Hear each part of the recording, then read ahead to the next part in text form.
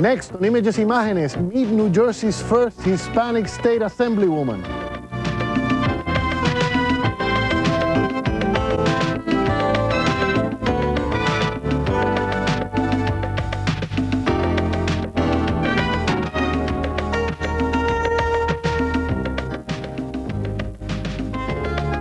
Saludos, welcome to Images Imágenes. I'm Miguel Perez.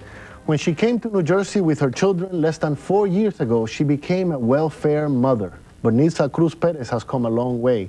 She recently became New Jersey's first Hispanic State Assemblywoman. When she talks about welfare reform, she draws from personal experience. And she has some strong opinions about welfare and many other issues concerning the Hispanic community. But how did she get to a position where she can make her opinions count? How does a welfare mother, a newcomer to New Jersey, get to the state legislature in less than 4 years? The answer is hard work and self-determination. She was a U.S. soldier. She has a nursing degree. In Camden, she is active in voter registration drives, and she has been a committee woman. She has served on a zoning board, and she works as executive assistant to Camden Mayor Arnold Webster, where she is in charge of addressing the needs of the city's Hispanic community. And still, there is much more about this dynamic woman, as we're about to find out. Meet Assemblywoman Nilsa Cruz Perez. Welcome to Images Imágenes. Thank you for inviting me to the program. How are you? I'm fine, thank you. How does it feel to be called Assemblywoman all of a sudden? It's an honor for me. It's a great honor.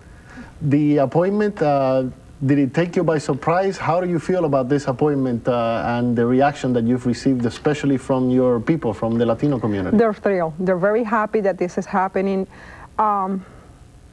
It took everybody for surprise. I'm always working politics, but I never thought I would like to run for something. I've always been a public servant.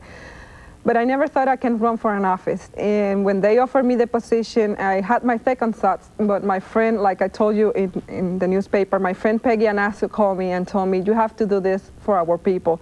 So I thought about it and I say, I have to do it. I have to do it for the Hispanic community. So I did it. Okay, and let's start from the very beginning. We have a videotape of your swearing-in ceremony, great. And we'd like to take a look at that now.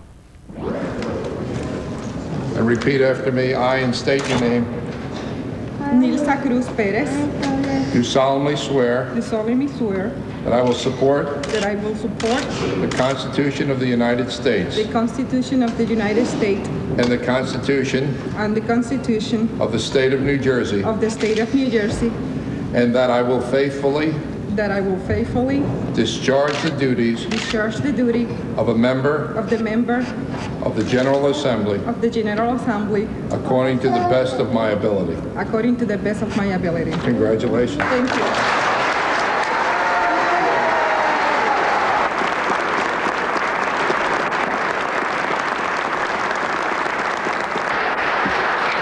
Present the newly sworn-in Assemblyman. Thank you, Mr. Speaker. First of all, I want to thank the Lord for making this happen. Over the past few weeks, people have asked me why I want to serve in the General Assembly. These are my reasons.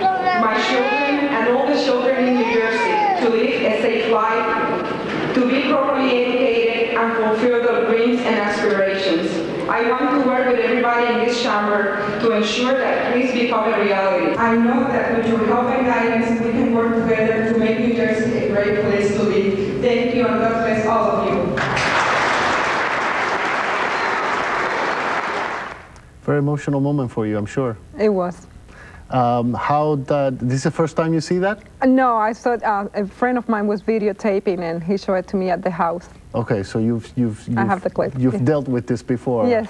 Okay, but it was a history-making moment for you. You have made history for Latinas, not Latinos, but for Latinas. You're a first, and how does it feel to make history? I feel great. It's a great honor. And I realized that I have a commitment with the community, that I have to do a good job to represent my community. Well, first of all, we should tell our readers that you were chosen to replace in the 5th Legislative District, which is Camden and Gloucester counties, to replace Assemblyman Wayne Bryant, who moved on to the Senate to replace Walter Rand, Senator Walter Rand, who died in January, and that's how you were appointed to the Assembly. But again, your appointment gives you an opportunity to represent the Hispanic community not only in Camden and Gloucester counties, but all over the state. There is a tremendous need for more Hispanic representation in Trenton. Tell us about how you feel about that.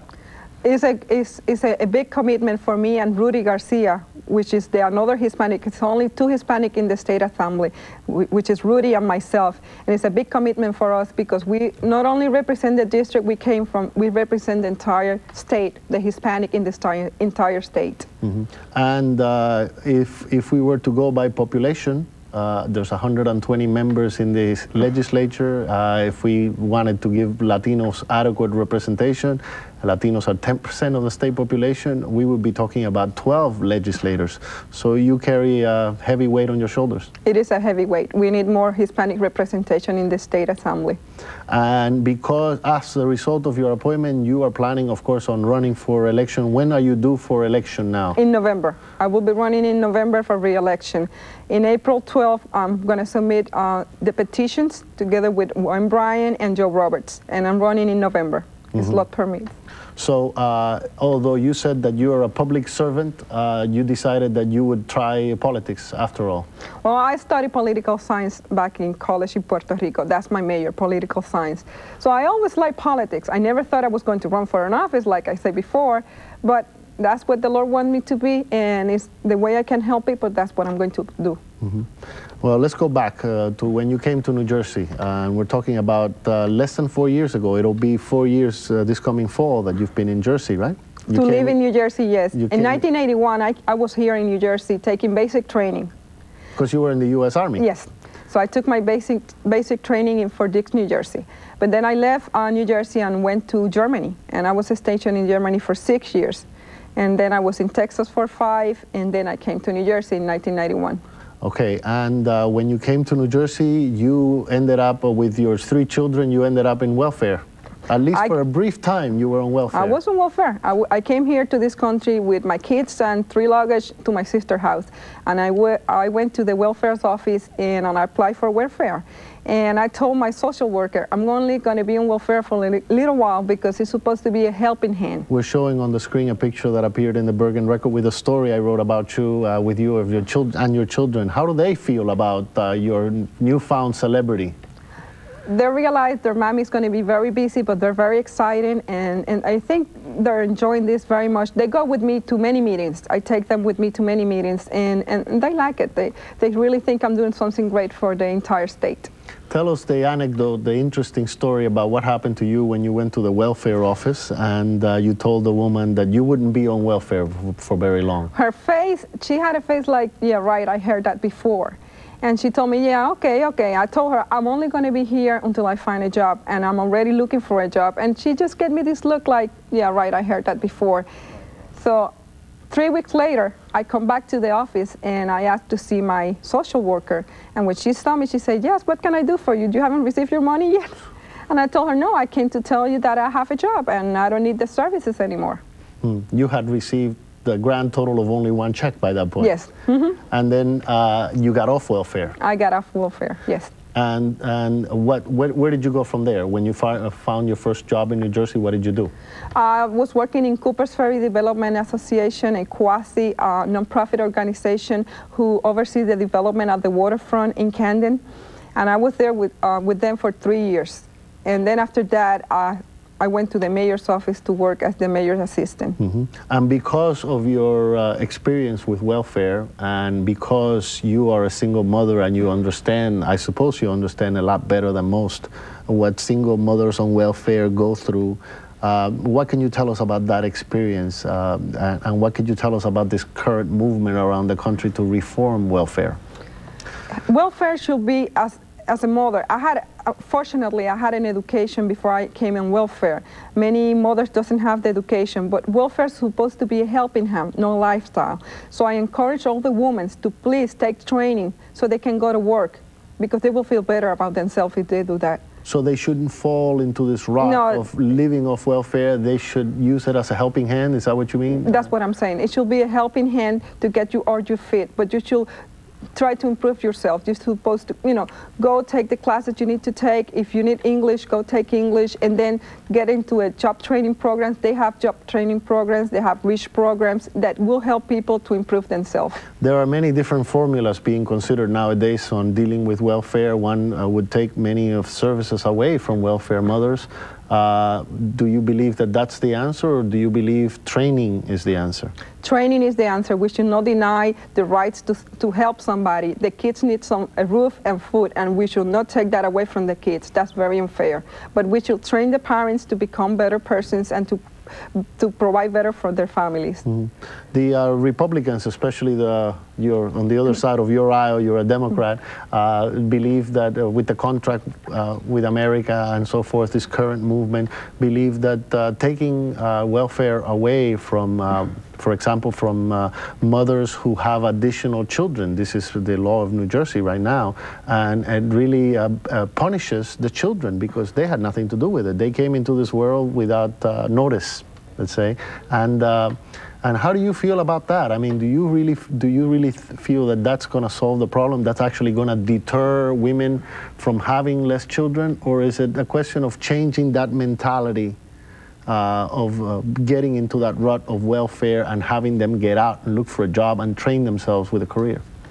I don't think that taking away benefits from the kids is going to solve the problem.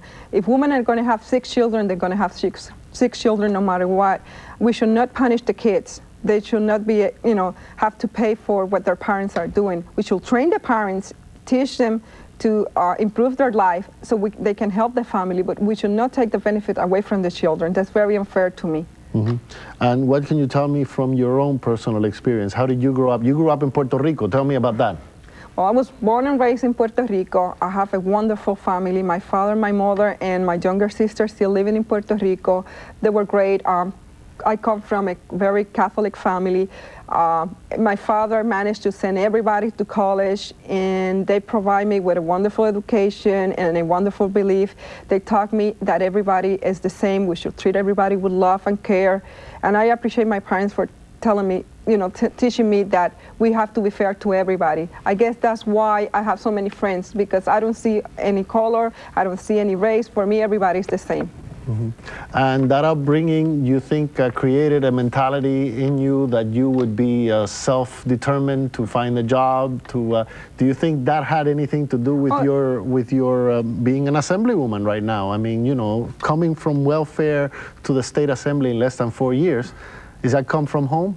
It definitely did came from home. It came from home. My father taught us that we have to be fighters. We have to. There's points in life that you probably go down, but you have to get up and keep going. Mm-hmm. And that came from home, definitely. You say you want to be, or at least you told me when I interviewed you earlier a few weeks ago, before you became an assemblywoman, that you wanted to be a full-time legislator. What does that mean? What are you going to do? Well, a full-time legislator for me is that I will dedicate my time to do the research, to do the homework so I can do the job right. And that's exactly what I'm trying to do, become a full-time legislator so that I will do things right. But at the same time, you will continue working at the mayor's office? Right now, I am only on part-time basis, but I believe after November, I will definitely become a full-time legislator. Especially during the campaign, you'll have to be campaigning. And I understand your children also want to go out and campaign with you. They do always. They always go with me for other people. This will be the first time they will do it for mommy. For other people, they go out and they pass flyers, they knock on the doors, they say hello to people. They're politics. They really like to, to say hello to the people, especially my daughter, Lynette. Mm-hmm. She go and kiss them and hug them. And okay, we already talked about a little bit about welfare. What are some of the other issues that are of importance to you and that you will be taking strong positions on to Trenton? What are you going to be adamant about? Well, education is very important to me. The issue of education, as a matter of fact, I've just been appointed to the education committee. I believe if we provide children with quality education, they will be better persons in the future. So that interests me very much. And crime. There's a lot of crime going on, especially where I'm from, in Camden, and that interests me very much as well. And why those two issues? Are they of particular importance, you think, to the Hispanic community? Are there two issues that you can really help your community with? Yes, I can help the Hispanic community, especially in those bilingual issues that I think we should provide, the school system should provide bilingual education to help our kids. And talk about bilingual education. On your first day, from what I understand, the day you were sworn in, you had already to cast a vote on a bill, or that week you cast a vote on a bill, or two bills dealing with bilingual education. Yes, that were presented by Rudy Garcia, yes. And I definitely vote in favor. You voted in favor of that, but I understand you voted against the other ones that were... It was like, it was an amended to the other one. One was an amended to the other one, but the one that have to deal with to provide the bilingual education so the kids that doesn't speak the language at the moment be able to get off the program in 2 years. That was the second bill. Yes, I voted in favor of that one. And that is still being debated in the Senate. It's not doing too well. In fact, from the last news I heard of how the bill is doing in the Senate, they want to amend Rudy Garcia's bill again, and it's going to be a major fight, and we need more people like you in the state legislature to defend bilingual education. And it's fortunate to have an additional person. I've been calling Rudy Garcia the Lone Ranger in Trenton for such a long time that he told me himself he's happy to have some company fighting on these issues along with him. Again, on your first week, you're already casting votes. How does that feel? I mean, all of a sudden you're in the trenches. It's very exciting. It is very exciting being able to do something for the community. It's very exciting to make a difference, and I'm there to make a difference. And I believe I do represent the community very much, because I'm not a politics. I'm one of the community sitting there watching for the interests of the community. Okay, on your, you mentioned earlier in the program that you had some doubts. And I want to talk a little bit more about that, because, again, this was an appointment. You were not seeking this office. You did not run for election. They came to you and they said, would you like to try out for this position? And you had your doubts at first. And tell me, why did you have your doubts? And tell me more about our friend Peggy Anastos, who called you and convinced you to do this, do the right thing. Well, I was concerned because I knew it was going to take a lot of time. As a single mother, it's very hard to do many things. And when I do something, I want to do it well. And my doubts, more than anything, was that I was concerned about the time. And I said, can I do it? Will have the time to do this? And I'm going to do it right? And then Peggy Anastos called me. And I didn't know Peggy at the time. I heard about her, but I didn't know her. And she called me and she talked to me on the phone. She's a wonderful person. We become very good friends. We should say Peggy Anastos is the chairperson of the Hispanic Task Force of the State Democratic Committee. So she's very active in the Democratic Party. She's very active, and she's great. She's very good.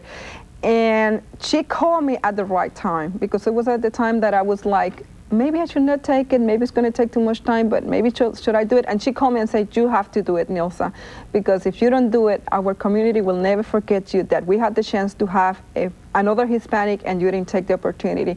So I thought about it and I said, Peggy, you're absolutely right, I have to do it. Thank you, God bless you. I think the Lord told you to call me. And you didn't even know her then? I didn't know her. I didn't even know her. But then we talk on the phone almost every day. She wanted to make sure that I was, that I was going to take the position. I said, well, Peggy, I have to go to an assembly. I was opposed by somebody else, Ted Bradley from Deptford, who Gloucester County, who did run against me in the assembly for the position.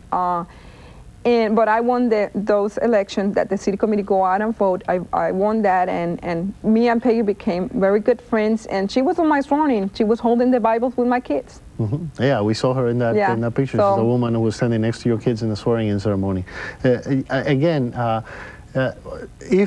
and I think she had a very strong point when she tried to convince you. If you had not accepted the nomination, the position may have gone to a non-Hispanic, and the Hispanic community would have lost this opportunity to have more representation. Was absolutely right. It was going to be it wasn't going to be a Hispanic. It wasn't going to be a Hispanic.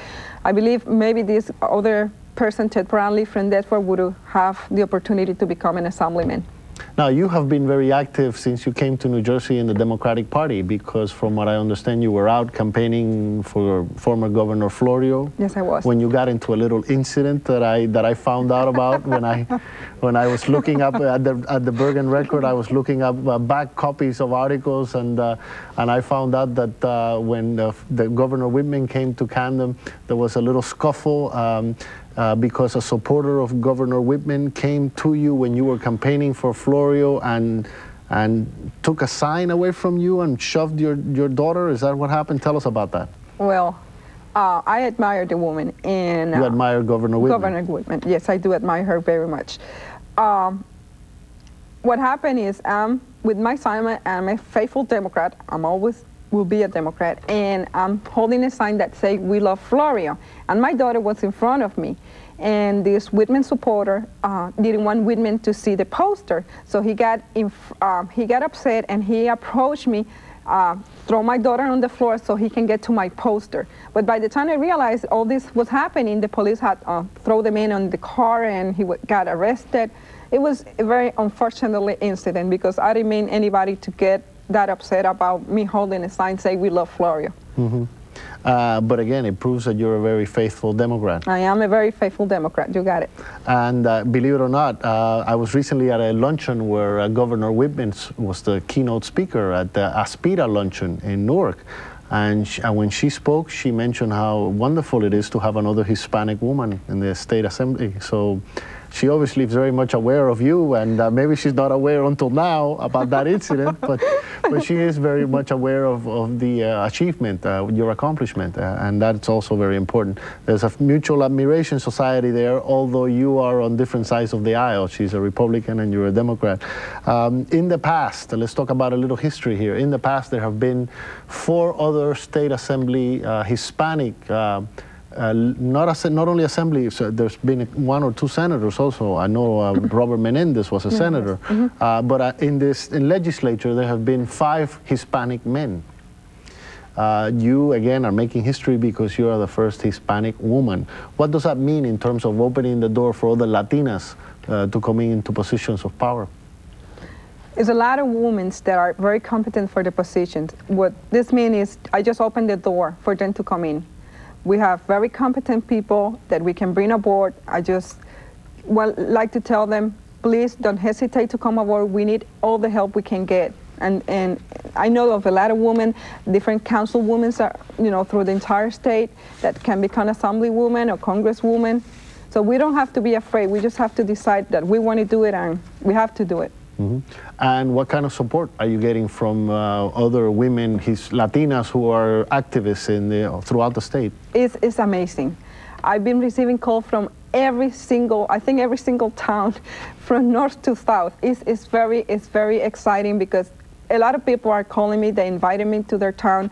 As a matter of fact, this weekend I'm going to go to Vineland with Nidia Diaz, she's running for the school board, and if she gets elected, will be the first Hispanic woman to hold a position as in the Board of Education. I'm doing walks in Camden with the candidates, with Yvonne Martinez, Reverend Yvonne Martinez, who's running for the Board of Education. So I'm doing a lot of walking through the entire state with these women, and I encourage them to please do it, for the community. Mm-hmm. And not only just women, but Latinos in general from throughout the state, from what I understand, have been calling you to tell you, hey, thank you for taking the job. They are. Everybody's been calling me. Everybody's been great. And if you had a chance to talk to the whole Hispanic community right now, if we gather them all, and maybe they're all watching this program, and you could talk to them directly and tell them, look, this is what I want to do for you, what would you tell them? I will tell them to have faith, to pray, and to call me if they think I should be doing something I'm not doing, and that I'm very proud to be Hispanic, and I'm very proud of my people. Mm-hmm. And especially the Puerto Rican community must be very proud of having you there, because again, you're not just a Hispanic woman in the legislature, you're also the only Puerto Rican there right now. They're very proud, but I see myself, I am Puerto Rican, I am very proud to be Puerto Rican, but I see myself as Hispanic, and the entire Dominicans, Cubans, everywhere, they're very proud of me, and I'm very proud to be Hispanic. And what kind of a working coalition team have you formed with Rudy Garcia in terms of working together on different issues affecting the Hispanic community? We're going to be sitting together in the same committee, which is the Education Committee. Mm-hmm. I have to sit with him, and he have to fill me in, because I haven't gone to a meeting yet.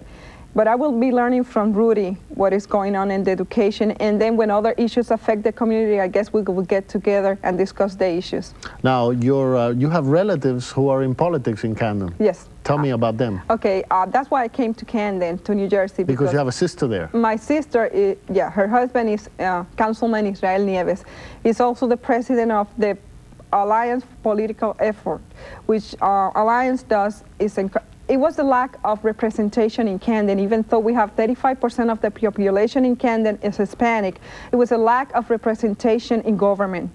So my brother-in-law, Israel Nieves, formed this alliance group and started encouraging people that have the education to perform the job perfectly, encouraged them to start running for office.